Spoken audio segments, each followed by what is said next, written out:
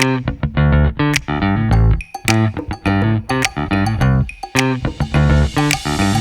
suis Philippine Dutot, je suis conseillère en mobilité inclusive pour le Garage Social Caucen, association située sur l'île Bonne, qui accompagne les habitants du territoire dans les problématiques de mobilité. Dans le cadre des emplois saisonniers, ce que je peux proposer, c'est un accompagnement personnalisé pour des personnes qui auraient des appréhensions pour le départ en job saisonnier, notamment pour l'organisation du transport, et donc de planifier le transport avec la personne du point A au point B. Pour accéder au service de location, il suffit d'avoir une fiche de prescription d'un de nos partenaires du territoire, donc de l'emploi, de la formation ou du social. Donc ça peut très bien être votre conseiller mission locale ou Pôle emploi qui nous oriente une fiche de prescription. Il suffit de lui demander, ils ont tous accès à cette fiche de prescription et peuvent nous la renvoyer le plus rapidement possible pour qu'on puisse effectuer la location.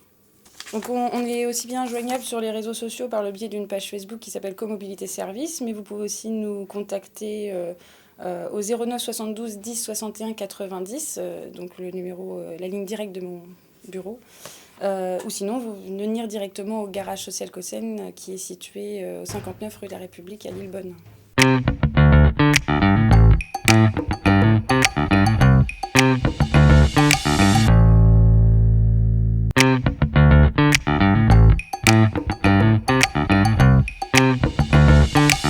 La mission locale du PICO Valais-Seine accueille les jeunes de 16 à 25 ans, demandeurs d'emploi sortis du système scolaire. Dans ce cadre-là, depuis 2017, nous sommes devenus plateforme du service civique et nous mettons des jeunes volontaires à disposition de structures partenaires.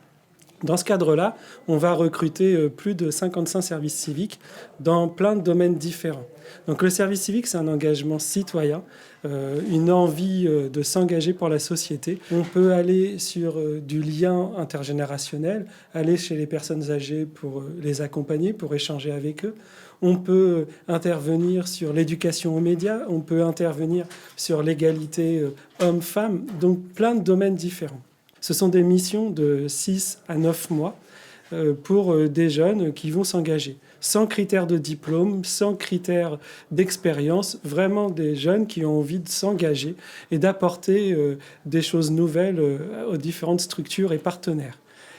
Dans ce cadre-là, les jeunes ont la possibilité d'avoir une indemnité de 580 € sur des missions qui vont durer 24 heures.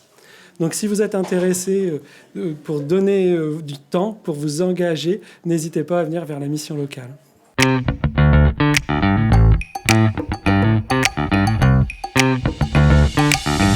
sommes de retour en direct de la Maison des Compétences pour cette émission spéciale e-Forum Rencontre de l'emploi saisonnier. Alors, après avoir reçu Loïc Garcia pour nous parler vendange, nous avons maintenant sur le plateau Christophe Simon. Donc Christophe Simon qui travaille à la mission locale et qui est précisément chargé du projet emploi. Christophe, bonjour. Bonjour. Bonjour. Alors, dans quelques instants, nous allons accueillir une de vos collègues, Émilie Dubosc. Alors, vous allez nous parler service civique, c'est ça ? Service civique, voilà, tout à fait. Nous vous écoutons. Donc, on va vous proposer un premier temps où on va vous expliquer un petit peu le service civique. Puis, dans un second temps, on reviendra un petit peu sur les volontaires. Donc le service civique, en fait, il existe depuis 2010. Il a été créé en mars 2010. L'idée, c'était vraiment de créer un dispositif à disposition des jeunes pour qu'on ait une génération de jeunes engagés. C'était aussi créer une certaine homogénéité du volontariat, puisqu'on avait énormément de dispositifs de volontariat. Et là, ça permettait d'identifier un dispositif unique. En juin 2015, le service civique est devenu universel. Sous le gouvernement du président Hollande, il a été décidé que chaque jeune ait la possibilité de faire un service civique. Donc l'ensemble des jeunes âgés de 16 à 25 ans peuvent décider de faire un service civique. Aujourd'hui, on est environ à 150 000 services civiques, missions services civiques par an. Donc on est en nette augmentation, puisque ça avait démarré au démarrage à 10 000 services civiques. Et puis avec la crise sanitaire et le plan Un jeune, une solution, il a été décidé d'augmenter encore l'enveloppe du service civique. Donc il faut avoir en tête qu'en 2021, 2022, il va y avoir de nombreuses missions de service civique. Alors le service civique, exactement, c'est un engagement citoyen. C'est le choix de jeunes de s'engager pour la société, de se rendre utile. Le slogan du service civique, c'était se rendre utile pour la société. Donc c'est réservé à des jeunes de 16 à 25 ans. Ça peut aller jusqu'à 30 ans pour des personnes en situation de handicap, sans critères de diplôme. Et ça, c'est important à souligner, c'est qu'aujourd'hui, le service civique, il est ouvert à tous. Pour des jeunes peu qualifiés ou des jeunes très qualifiés, pour des étudiants, pour des demandeurs d'emploi, c'est ouvert à tout public. L'idée, c'est vraiment de partir sur la motivation, l'envie de s'engager, l'envie de donner son temps, l'envie d'être face à du public. Ce sont des missions qui vont de 6 à 12 mois, sur un temps d'environ 24 heures semaine. Alors, vous pouvez avoir des missions un peu plus longues qui sont sur du 30 heures, mais nous, on conseillera toujours de partir sur une mission de 24, 26 heures, ce qui permet de faire des démarches à côté pour votre projet professionnel. Dans des structures non marchandes, donc on va être sur des structures associations, collectivités, les hôpitaux, les maisons de retraite. On est toujours face à du public. On est dans des structures vraiment non marchandes à but non lucratif. Alors justement, nous allons accueillir votre collègue qui vient d'arriver sur le plateau. Bonjour, allez-y, installez-vous. Voilà. Vous pouvez reprendre, allez-y. Je continue. Et donc, depuis 2017, dans ce cadre-là, la mission locale du PEICO Vallée de Seine est devenue plateforme service civique. Alors, on a eu la possibilité au niveau national d'avoir un agrément qui est porté par l'Union nationale des missions locales, qui nous permet, nous, de prendre des jeunes en service civique. Sur le local, on a décidé aussi de s'associer avec la Maison des compétences, COSEN Développement, pour créer une plateforme locale du service civique pour être au plus proche des structures. Alors, une plateforme, juste pour expliquer rapidement, une plateforme, nous allons porter les contrats service civique, donc nous allons avoir les missions, nous portons les missions et nous les mettons à disposition de structures partenaires du territoire. Donc c'est un avantage pour les structures puisque nous allons avec eux travailler la mission, rechercher les candidats, gérer l'administratif, réaliser le suivi des jeunes en service civique. Et puis, nous proposons aussi des formations de tuteurs pour les tuteurs qui vont intégrer les jeunes volontaires, puisqu'être tuteur de service civique, c'est totalement différent d'être tuteur d'un jeune apprenti ou salarié, puisque les conditions ne sont pas du tout les mêmes. Nous mettons aussi en place, avec COSEN Développement, la formation civique et citoyenne pour l'ensemble des jeunes en service civique, puisqu'il y a l'obligation de faire une formation de 2 jours lorsqu'on est volontaire, et on fait cette formation au local, ce qui permet de se créer un réseau avec les autres jeunes en service civique, mais aussi de rencontrer des élus du territoire, pouvoir partager sur ce qui se passe sur le territoire. Alors depuis 2017, nous, on a eu plus de 70 missions, donc 70 jeunes qui ont réalisé des missions service civique sur le territoire. Et cette année, pour 2021, on a un objectif de 55 missions dans tout domaine. Et sur ces 55 missions, on sait très bien, avec la période actuelle, qu'on a la possibilité aussi de dépasser l'enveloppe. Donc, on peut augmenter encore le nombre de missions.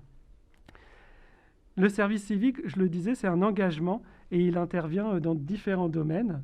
Et là, je vais laisser la parole à ma collègue qui va vous expliquer les domaines d'intervention. Tout d'abord, bonjour. Donc moi, je suis Émilie Dubosc. Donc je suis référente de la plateforme Service Civique depuis juillet 2019. Donc j'ai repris le suivi service civique et la mise en place des services civiques. Donc oui, comme le disait Christophe, il y a différents domaines d'intervention. Les jeunes et les structures donc, peuvent construire des missions dans différents domaines. Donc notamment tout ce qui est en lien avec le culture et le loisir. Donc là, l'idée, c'est de pouvoir aller dans des structures type MJC, Maison pour tous, ou voilà, toutes les structures qui œuvrent dans le cadre du culture et du loisir. Donc ça peut être voilà, l'exemple d'aider les jeunes en difficulté à pouvoir aller sur des activités culturelles et de loisirs. Ensuite, on a tout ce qui est en lien avec le développement international et humanitaire. Donc bon, là on a très peu de demandes dans ce domaine, mais voilà, l'idée ça pourrait être de pouvoir être dans une association et de œuvrer pour pourquoi pas récolter des fonds pour aider à la scolarisation des enfants dans les pays en voie de développement. On a tout ce qui est en lien avec l'éducation pour tous. Donc là on va plutôt retrouver tout ce qui est éduquer aux médias et voilà, lutter un peu contre la fracture numérique. Donc là on a des centres de formation comme le CLIPS à Lillebonne, où on peut avoir des EPN ou des communautés de communes ou des collectivités territoriales qui peuvent prendre donc des jeunes dans le cadre de cette mission. On a tout ce qui est en lien avec l'environnement aussi. Donc on va avoir tout ce qui est sensibilisé aux gestes éco-citoyens. Donc là par exemple on a la mairie de Caudebec, de Rives en Seine, qui va prochainement prendre un jeune en service civique à partir du 1er mars pour justement sensibiliser les jeunes enfants au gaspillage alimentaire, au gaspillage énergétique, au tri sélectif, et aussi de pouvoir promouvoir un peu les activités locales. Par exemple, voilà, s'il y a un producteur de miel dans le coin, c'est de pouvoir montrer aux enfants voilà, un petit peu, j'allais dire, les activités et les producteurs bio de notre territoire.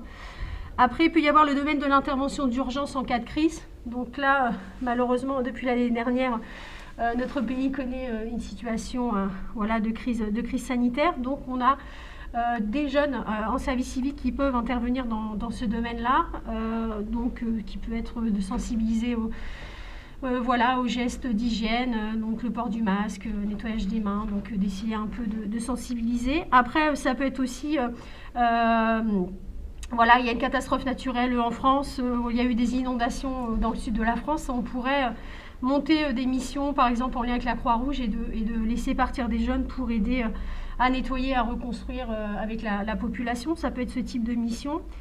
On a tout ce qui est en lien avec la mémoire et citoyenneté. Donc là, ça peut être de participer à de la restauration de sites historiques, mais également de pouvoir œuvrer dans un musée. Là, on est en train de travailler avec la mairie de Bolbec, donc qui vont nous prendre un jeune service civique à partir du 1er avril.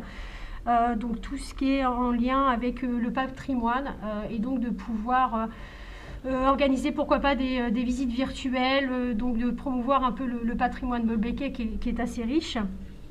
On a tout ce qui est en lien avec le sport. Donc là, on a beaucoup de clubs sportifs. Enfin, beaucoup. On a quelques clubs sportifs, Gramanchon, Saint-Aubin-de-Routot et Guébleron, par exemple. Donc là, on est plutôt pour sensibiliser les jeunes au sport, le sport comme vecteur de bien-être, pardon. Mais ça peut être aussi de promouvoir l'handisport, le sport féminin. Ensuite, on a le domaine de la santé. Donc là, c'est plutôt aussi de sensibiliser des jeunes, ou des moins jeunes d'ailleurs, sur tout le thème de la santé. Donc on peut avoir tout ce qui est conduite à risque, sur l'estime de soi, sensibiliser un peu sur le bien-être. Voilà. Et puis on a un dernier thème qui est le domaine de la solidarité. Donc là on a pas mal de demandes dans ce domaine-là. On a des structures qui œuvrent comme le CCS de Gramanchon ou Bretonne Service avec qui on travaille, qui eux ont des projets développés pour créer du lien avec les personnes âgées ou isolées, c'est-à-dire des personnes, malheureusement avec la crise sanitaire ça s'est accéléré un petit peu, où il y a des personnes qui sont très isolées, donc le but c'est que les jeunes puissent prendre contact avec ces personnes. Donc l'intérêt au départ c'était plutôt à domicile, et là avec la crise sanitaire on prend des contacts plutôt par téléphone pour s'assurer que tout le monde va bien. Et ça peut être aussi un accompagnement dans la vie quotidienne pour aider les personnes âgées à aller faire les courses, les porter chez le médecin, enfin voilà, vraiment des activités dans la vie quotidienne. Donc ça, c'était par rapport aux différents domaines. L'idée en fait d'une mission service civique, c'est de permettre aux jeunes de pouvoir expérimenter, de développer des projets innovants ou d'amplifier des actions. C'est de pouvoir aussi aller à la rencontre du public. Une mission service civique, c'est vraiment d'essayer de créer du lien et d'être en contact avec le public.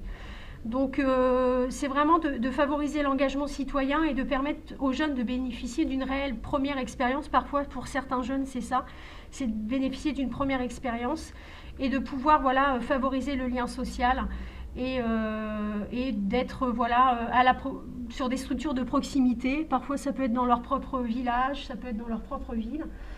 Et de pouvoir participer à des actions dans leur ville, dans leur quartier.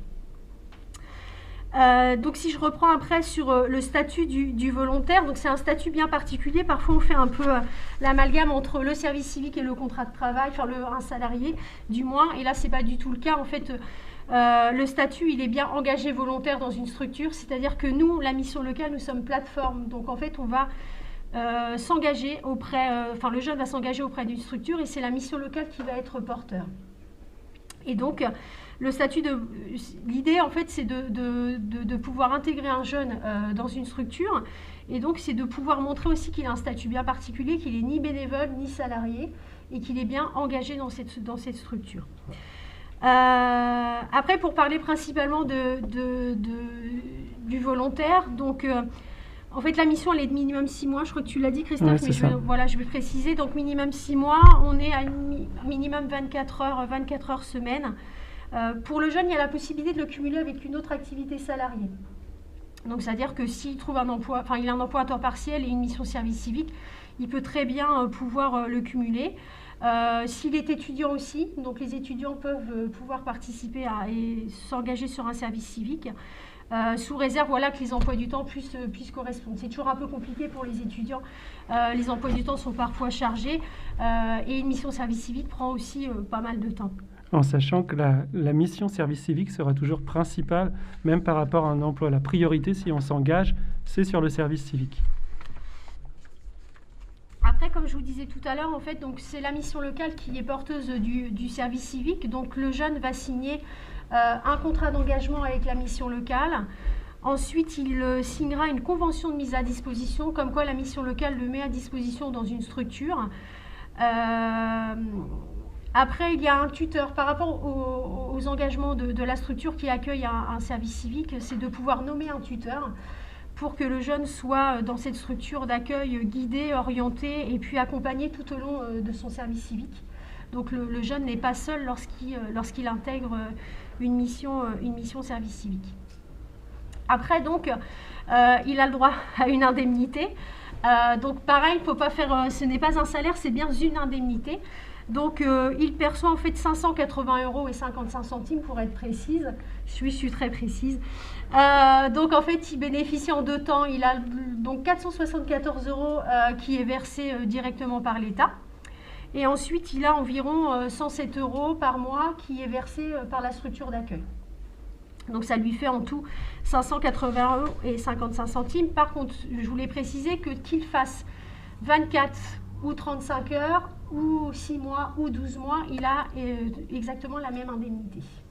Donc il n'y a pas de variation en fonction de la durée du service civique. Après, il a le droit à des avantages sociaux. Donc il est couvert bien sûr par la protection sociale, le temps de sa mission. Donc s'il y a maladie, maternité ou accident, ça peut malheureusement arriver. Donc il est couvert. Il cotise à la retraite durant sa mission. On peut le cumuler en fonction de sa situation. Si les jeunes ont un logement et qu'ils bénéficient d'une aide au logement, ou qu'il y a une situation de handicap et que le jeune touche la hache par exemple, il peut le cumuler avec l'indemnité service civique. Pareil pour les étudiants peuvent cumuler l'indemnité service civique avec leur bourse. Ils ont droit également à un régime de congé. Donc pour les mineurs, 3 jours de congé, ils cotisent à 3 jours de congé par mois, et pour les majeurs, 2 jours de congé. Ensuite, ils ont aussi l'avantage de pouvoir bénéficier d'une formation civique et citoyenne qui est organisée par la mission locale.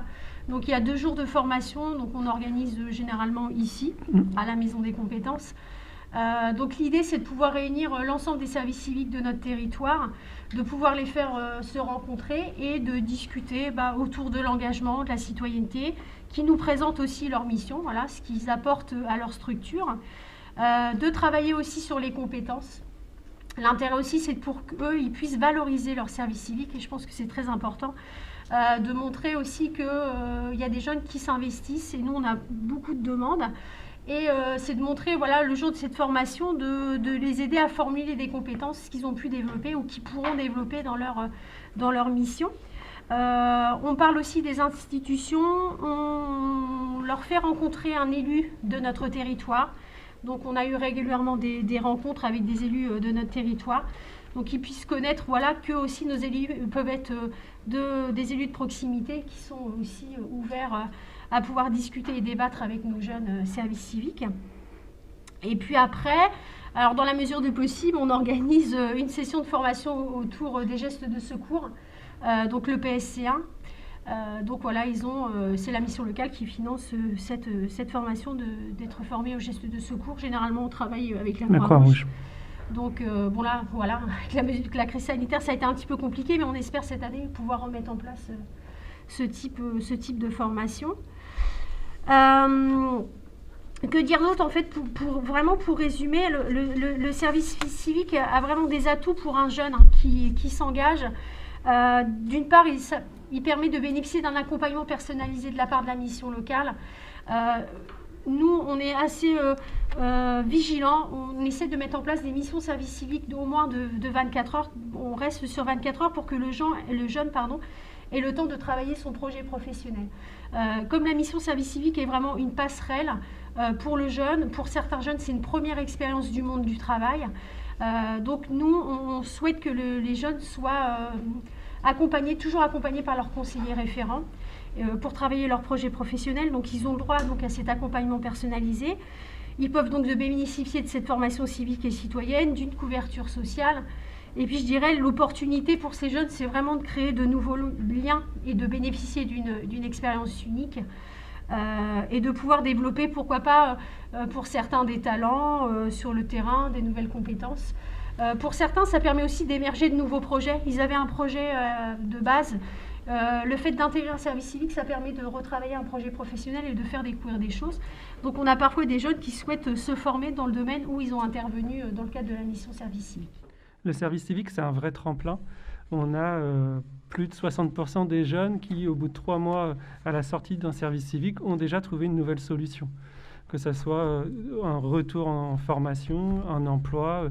Donc c'est vraiment un tremplin pour la majorité des jeunes qui s'investissent sur le service civique. Donc là, actuellement, on a plusieurs offres en cours.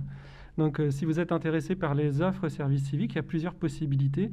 La première, c'est d'aller sur la plateforme nationale du service civique, où là, vous allez avoir la totalité des offres. Vous pouvez filtrer par secteur, solidarité, santé. Vous pouvez filtrer par territoire, Lillebonne, Bolbec, et avoir l'ensemble des offres. Vous pouvez aussi contacter la mission locale pour obtenir un rendez-vous avec Émilie ou rencontrer des jeunes qui sont en service civique à la mission locale, qui pourront vous expliquer pourquoi ils se sont engagés, qu'est-ce qu'ils font au quotidien, et ils pourront aussi vous accompagner sur les offres en cours. Voilà. Très bien, merci beaucoup Christophe, merci Émilie pour cet atelier service civique. Donc, on a reçu quelques questions pour vous, mais vous avez donné pas mal de réponses au cours de cet entretien. Donc, par exemple, combien un jeune va gagner à la fin du mois. Forcément, c'est intéressant. On rappelle quand même que les entreprises qui recrutent sont les MJC, enfin tout ce qui est culture et loisirs, donc MJC Maison pour tous, développement international, vous me corrigez si je me trompe pas. C'est toutes les structures à but non lucratif. Voilà, comme ça vous savez tout.